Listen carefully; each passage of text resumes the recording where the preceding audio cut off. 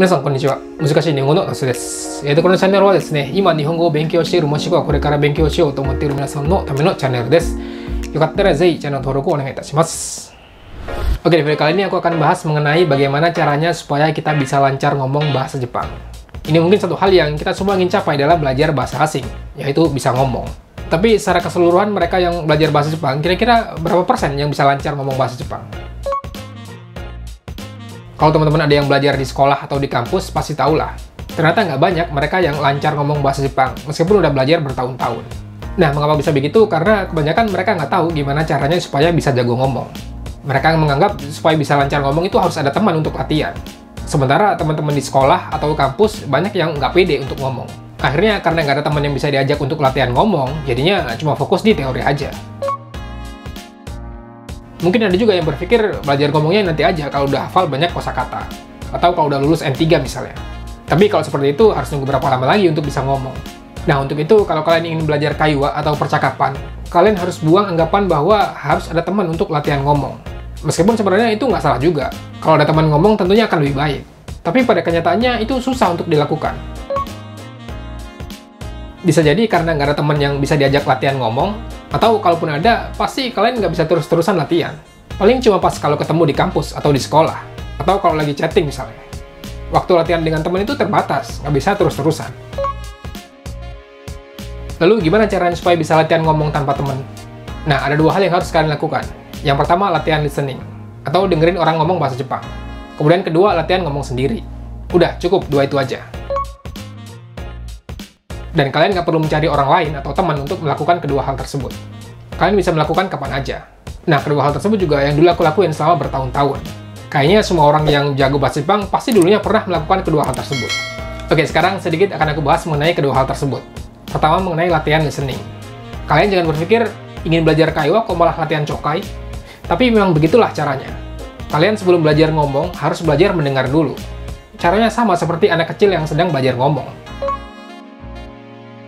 Jadi yang menyebabkan anak kecil bisa ngomong itu kan karena dia mendengarkan orang tuanya ngomong. Makanya anak kecil yang belum sekolah, mereka udah bisa ngomong, lancar. Meskipun belum bisa membaca dan menulis. Jadi step untuk bisa ngomong itu diawali dari mendengar dulu. Sebelum mulut kita bisa ngomong, telinga kita harus bisa nangkep apa yang diomongin orang lain. Oleh karena itu, apa yang telinga kita nggak bisa dengar atau nggak bisa ditangkap, pasti kita juga nggak bisa mengucapkan kata itu. Maksudnya kalau kita mendengar kata tapi nggak ngerti, pasti kita juga nggak pernah ngomong atau berbicara menggunakan kata itu. Lalu kedua adalah ngomong sendiri. Ini juga sangat penting. Jadi apa yang kalian dengar atau apa yang kalian dapat dari latihan choka itu harus bisa dipraktekkan. Caranya gimana? Ya dengan latihan ngomong sendiri. Yang dimaksud ngomong sendiri di sini ya ngomong sendiri. Apa yang ada dalam pikiran kalian coba diucapkan dengan kata-kata. Seenggaknya ada dua hal yang bisa kalian lakukan pada saat latihan ngomong sendiri.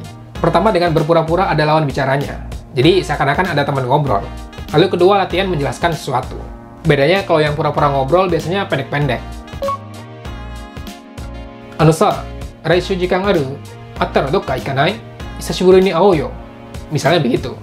Berupa kalimat percakapan. Kalau menjelaskan sesuatu biasanya agak panjang dan berbeda dengan kalimat percakapan. Paling gampang ngomongin diri sendiri aja. Naze watashi wa nihongo o benkyou shiteru ka toいうと、もともと日本のアニメが好きで、小さい頃からずっと見ていて、で、たまたま高校の時に日本語を勉強してみたら意外と面白かったので、それで好きになりました。Contohnya seperti itu. Jadi latihan merangkai kalimat sekaligus latihan ngomong. Kalau begitu kan nggak perlu takut salah, atau nggak perlu malu dilatih orang lain. Dan satu lagi manfaat latihan ngomong sendiri yaitu kita juga bisa belajar intonasi atau nada ngomong bahasa Jepang. Oh iya, kalau bisa belajar dari drama atau film Jepang lebih mudah daripada acara TV atau konten di YouTube. Karena kalau drama atau film itu kebanyakan lebih mudah ditangkap. Ngomongnya nggak terlalu cepat. Tapi ada juga kelebihan konten di YouTube. Karena kadang ada subtitle bahasa Jepangnya. Jadi meskipun telinga kalian nggak bisa nangkep atau kalian nggak ngerti apa artinya, tapi kalian bisa sambil baca teksnya. Ya mungkin kalian coba aja. Yang menurut kalian lebih pas yang mana, sesuai dengan kemampuan masing-masing. Nah, jadi itu dia gimana caranya latihan ngomong bahasa Jepang tanpa perlu ada teman. Pertama, sering-sering dengar orang Jepang ngomong, atau melatih chokai. Kemudian kedua, latihan ngomong sendiri. Dengan begitu, kalian nggak perlu bergantung kepada teman untuk latihan. Dan kalian juga bisa mulai dari sekarang. Oke, sampai dulu video kali ini. Kalau konten ini berguna buat kalian, jangan lupa untuk subscribe buat yang belum. Kemudian klik like dan share juga ke teman-teman kalian. ではまた次の動画でお会いしましょう。それじゃ、また。